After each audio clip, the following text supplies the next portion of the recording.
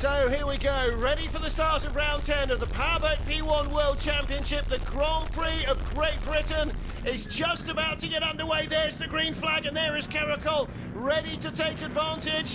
Whoa, we're going to get a dousing here on the starter's boat, and OSG trying to make a sprint for it as well. Sunseeker there in the spray getting away quickly. Kyton Caracol really flying in clean water past the start boat. Well, that was a pretty good start for the front runners in Supersport as well. On board with Arpro, that's Ocean Dragon there to the left. But the fastest getaway was from Carpenter, same as round 9. Look at OSG go, though. If this is all about the Evolution Championship battle, OSG desperate to make up ground. On board with Marco Panesi and Fameblast, 4th place at the moment. Normally it's the grey boat Kyton that's the slowest of the lead starters.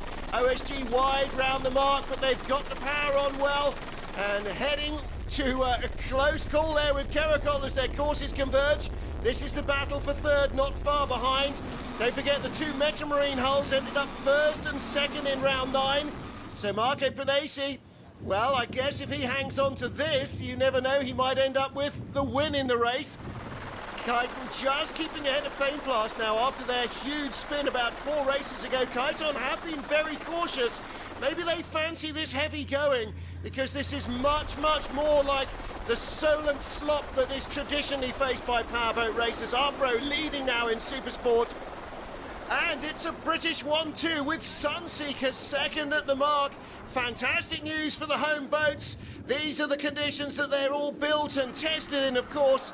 Jolly Special in 3rd place, started strongly yesterday in the flat, calm, fast conditions, and no one could catch them. Same story was, of course, that of OSG. Caracol couldn't hold a light to them in the smooth conditions yesterday, and still in this very heavy going. Kyton in 3rd, ahead of Fameblast, but it's all about the 2 out front. Here's Fameblast, Marco Panesi just keeping an eye on the opposition and trying to bed himself in, and here comes Caracol. This is a great run.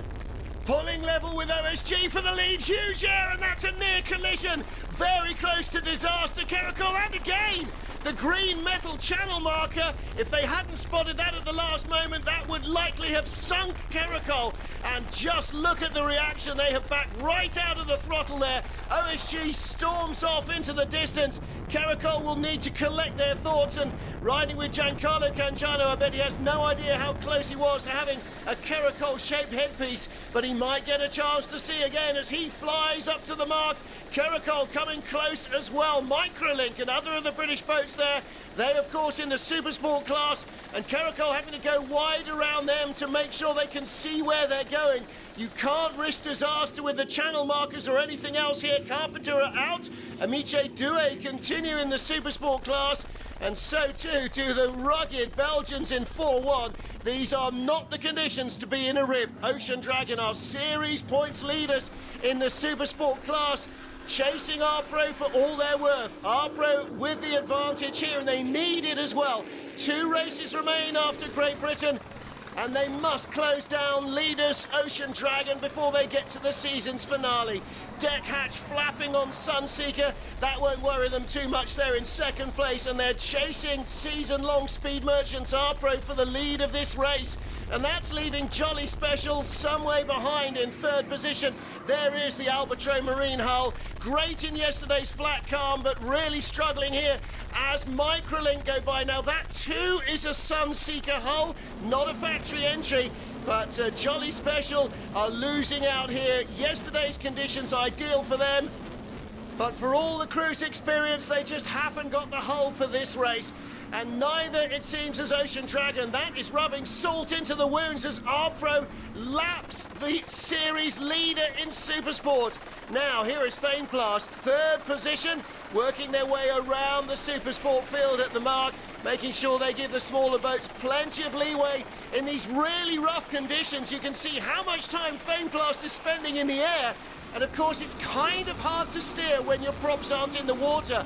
That means you've got to leave a lot of margin for error, and you've also got to be pretty well in advance with your thinking of what you're planning to do. And that's where so much experience counts in the hands of the pilot and, of course, the throttle man. And making very heavy weather of things. There's Chaudron. They're being oh my goodness, Chaudron submarine and they survived that one. But you don't see very often a boat coming back from underwater. Look again in the slow-mo. While on a series of waves, they're going down as the sea comes up to them.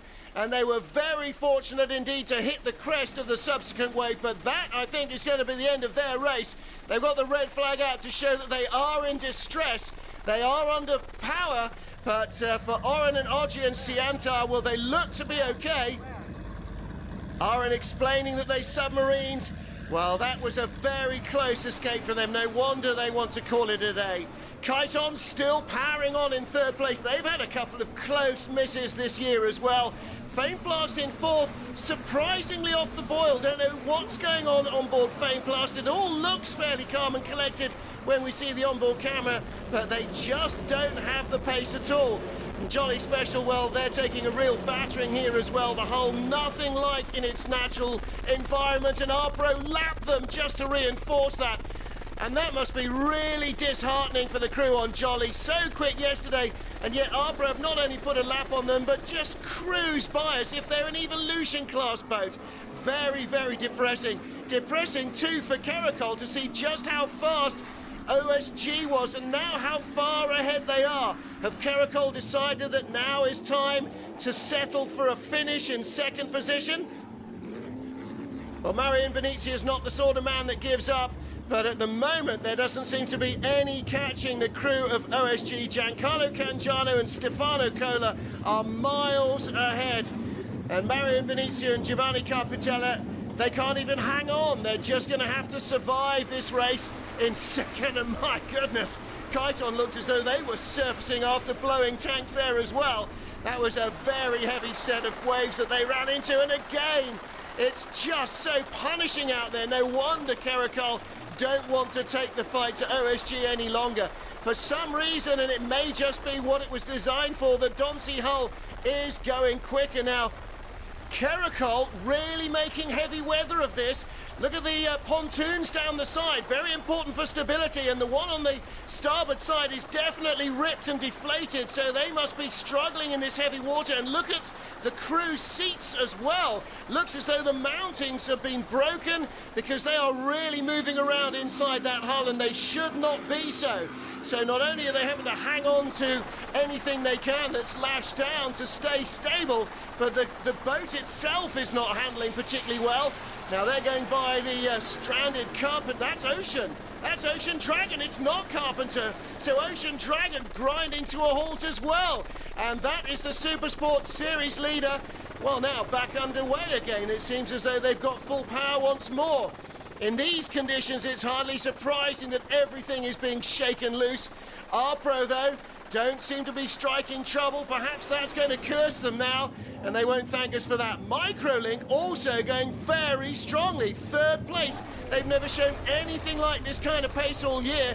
And here is the battle of, well, yesterday's big winners, Jolly Special and Ocean Dragon, and yet they're both a lap behind and struggling in this going. And it's strange that Ocean Dragon aren't going too well here, because they are used to racing in British waters. Maybe they have just had a mechanical problem that we haven't caught up with yet. But Jolly Special, it can't end soon enough, can it? This is absolute purgatory for these guys. They're being passed by everything out there, including half the spectator boats. Kyton, well, like Microlink, having a really strong run in third place, but unable to catch the lead pair. But for Kyton, this will be a big boost for their confidence. And Fameplast, whatever it is that ails them, obviously is going no better than from the start of the race. They were great on lap one, and since then have just faded into fourth place, and they can't do much about it.